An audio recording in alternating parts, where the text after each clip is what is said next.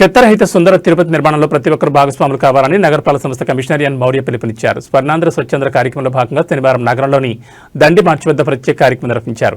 TTD board member Panavaka Lakshmi, greenery and beautification chairperson Sugunamma, రాష్ట్ర Yadav corporation chairman Narasimha Yadav, హస్తకళ corporation chairman Pasupureddy Hariprasad, TDP రాష్ట్ర media coordinator Sridhar Varma, నగరపాలక సంస్థ డిప్యూటీ మేయర్ల Mudranarayana, RC Munikrishna, corporator Dodi Kumari, urban development infrastructure director Buka Vijay Kumar, SC corporation director Kumaramma, నాయి బ్రాహ్మణ సంఘం చైర్మన్ రుద్రకోటి సదాసింహులు పాల్గొని వ్యర్థాల వల్ల కలిగే అనర్థాలను ప్రజలకు వివరించి దుకాణదారులకు తడి, పొడి, చెత్త వేరు చేసేందుకు బుట్టలు అందజేశారు. అందరిచే స్వర్ణాంధ్ర స్వచ్ఛంద్ర ప్రతిజ్ఞ చేయించారు. ఈ సందర్భంగా వారు మాట్లాడుతూ రాష్ట్ర ప్రభుత్వం ప్రతిష్టాత్మకంగా స్వర్ణాంధ్ర స్వచ్ఛంద్ర కార్యక్రమాన్ని ప్రతి నెల 3వ శనివారం నిర్వహిస్తుందని తెలిపారు. అందులో భాగంగా ప్రతి నెల ఒక అంశంపై ప్రజలకు, విద్యార్థులకు విస్తృత అవగాహన కల్పించే కార్యక్రమాలు నిర్వహిస్తున్నామని తెలిపారు. నగరంలో ఉత్పత్తి అయ్యే వ్యర్థాల నిర్వహణపై ప్రజల్లో అవగాహన కల్పిస్తున్నామని చెప్పారు.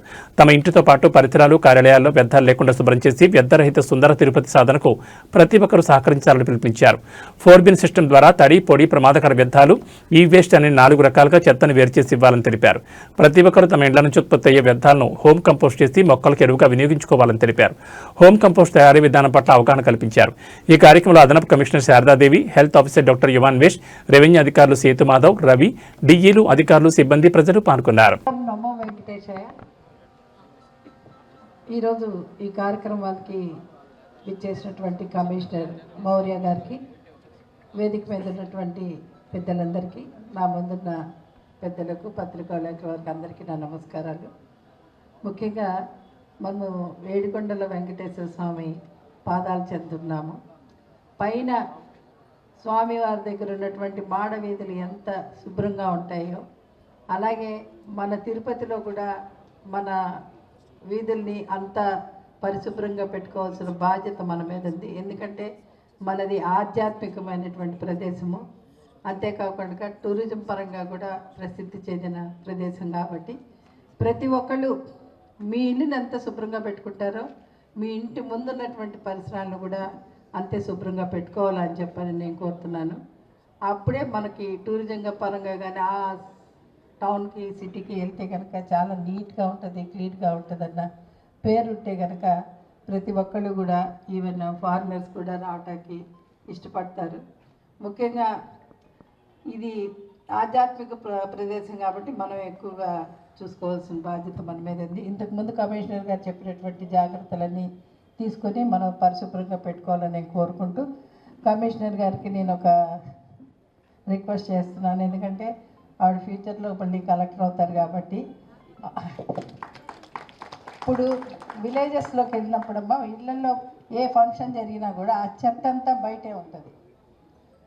అదే మనకి ముందు వెల్కమ్ చెప్తుంది. మనం ఏ విలేజ్లోకి ఎంటర్ అవుతున్నా అది లేకుండా, ఎందుకంటే మీ మీటింగ్స్లో వాటిలో వచ్చినప్పుడు దాని గురించి కూడా కొద్దిగా డిస్కస్ చేయాలని చెప్పని, ఏ ఫంక్షన్ చేసుకున్న వాళ్ళు వాళ్ళే దాని గురించి జాగ్రత్త చేసుకోవాలి. అంతేగాని ఊరు చివర కదా అనేసి అన్నీ తీసుకొచ్చి డంప్ చేస్తున్నారు, అది కరెక్ట్ కాదు.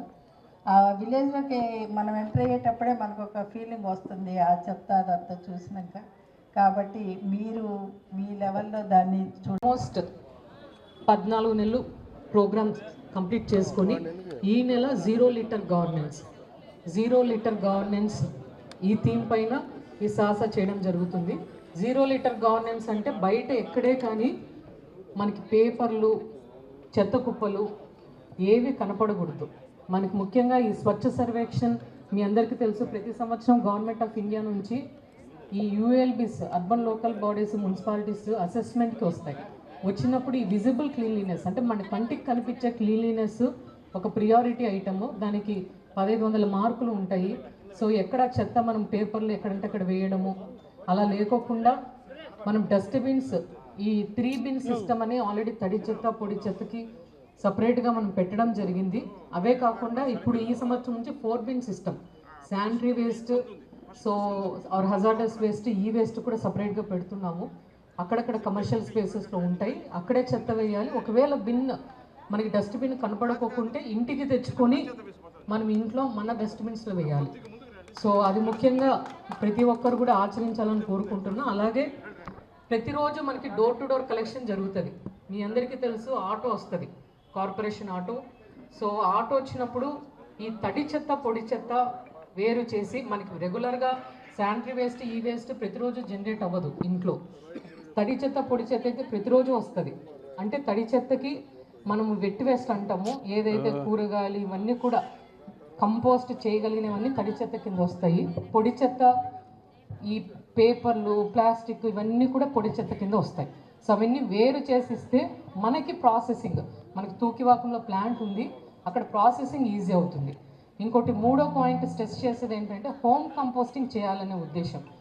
మన సీఎం గారు కూడా హోమ్ కంపోస్టింగ్ పైన ఫోకస్ చేయమంటున్నారు. డీసెంట్రలైజ్డ్ కంపోస్టింగ్, డీసెంట్రలైజ్డ్ ప్రాసెసింగ్ అంటాం. మీరు ఇప్పుడు తిరువనంతపురము మనం అలా వెళ్తే కేరళలో ఎక్కడే కానీ ఈ తడి చెత్తని తీసుకుపోయి డంప్ యార్డ్లు కానీ ప్రాసెసింగ్ ప్లాంట్లు కానీ బయట ఎక్కడా ఉండవు. ఎవరి ఇంట్లో వాళ్ళు కంపోస్ట్ చేసుకుంటారు. అలా 3 బిన్ పెట్టుకొని హోల్స్ పెట్టుకొని అక్కడే కంపోస్ట్ చేసుకొని ఎరువుల్లా వాడుకుంటున్నారు అక్కడే. ఈ పొడి చెత్త ఒక్కటి సెల్ఫ్ హెల్ప్ గ్రూప్ మెంబర్లు ఎవ్రీ ఆల్టర్నేట్ డే తీసుకుపోయి వాళ్ళు రీసైకిల్ చేస్తున్నారు.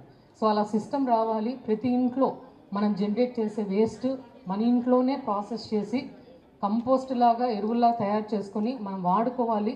ఒకవేళ ఎక్కువైతే అది అమ్ముకోవడం కూడా కుదురుతుంది కాబట్టి సో దాన్ని ఎంకరేజ్ చేయాలని సీఎం గారు పదే పదే చెప్తున్నారు.